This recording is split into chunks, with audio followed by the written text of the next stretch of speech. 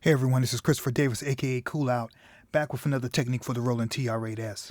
Today I'm going to show you how to add unquantized recording to your Roland TR-8S with no additional equipment. So here's a quick example. Little simple kick snare. Let's add some hi-hat.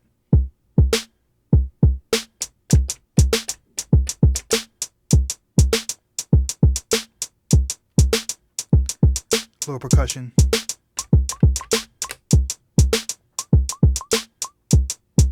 Playing sloppy on purpose.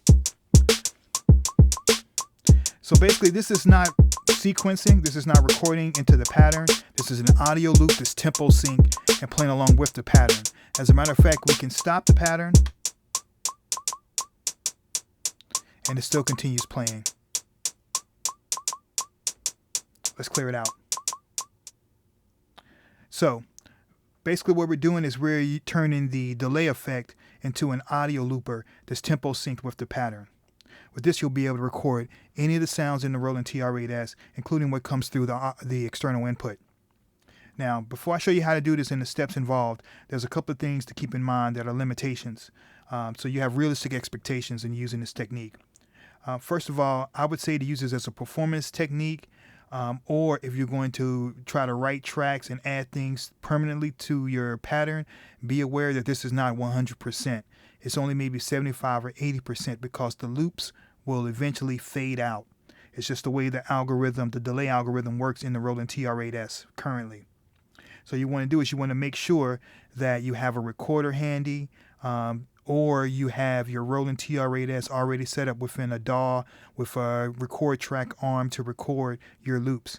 And then you can put your TR-8S in storage mode and import those loops back into your SD card and load them into with the sequence if you want to save them with your and make them part of your pattern.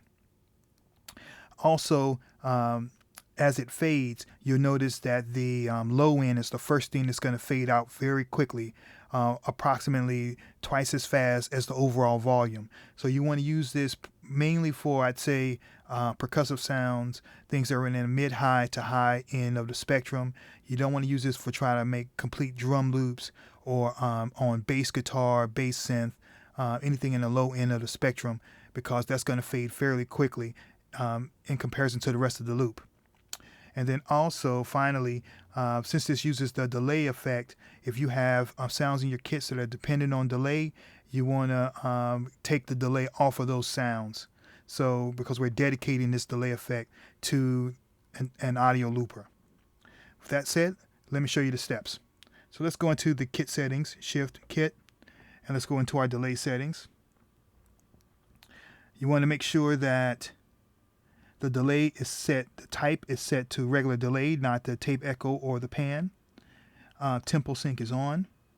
And then you want to make sure that the high cut is set to flat. And then the high dampening is set to 0. And then the low dampening is set to 0. Then you want to crank up all three knobs on the delay. So the level's all the way up. The time is all the way up to a 1-to-1 ratio, and then the feedback is all the way up. Now, most importantly, you want to go into mixer mode. Shift, Control, Select. And what mixer mode does enables you to temporarily see the overview of certain parameters on every sound, and then you can control them with the control knob. And then that's only when you're in the mixer mode. And then when you jump out of the mixer mode, you can still control your sounds with whatever you have currently assigned to those control knobs. So we're going to go to the delay send on the mixer page, and that's going to control what records and overdubs into our audio loop. So all you do if you want to record or overdub, you just turn the volume up on the delay send, and then if you don't want to record it, you just turn it down. And that's easy. So all you have to do is just, turn it up.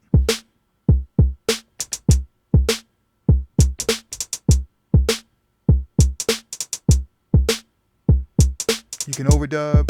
And now if you make a mistake or you want to clear it out, all you do is turn the feedback down and it'll clear out the next time it loops. Now, if you notice, that's only a 1-bar loop. It doesn't go necessarily by time. The loop goes by whatever the amount of time it takes to go from 1 to 16. So at a regular tempo, that's going to give you a 1-bar loop. Now I found a way that you can actually convince the TR-8S that the time is longer to give you a 2-bar loop. And we're going to do that by halving the tempo. So instead of 100, we're going to go down to 50. And then we're going to go into our pattern settings, shift, and then the pattern select. And we're going to change the scale from 16th to 30 seconds. Okay? Now you notice now the pattern is still playing the same tempo. It's still moving the same along the steps, but the reported tempo of the TR-8S is only 50. So now it's going to double that loop time.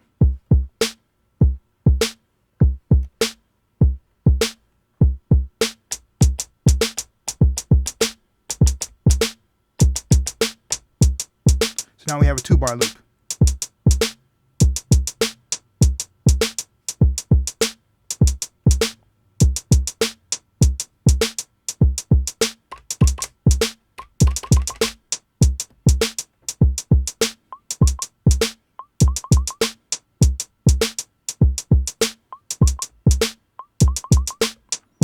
You can go in, add some reverb.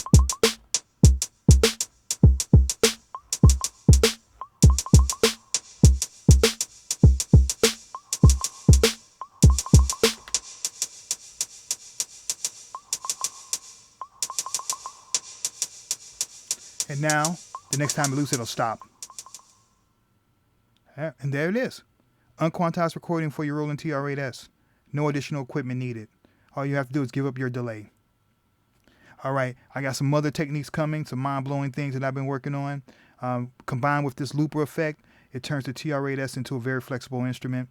There's no limit to your imagination and ways to overcome instead of just complaining. So on that note, I'll see you on the forums.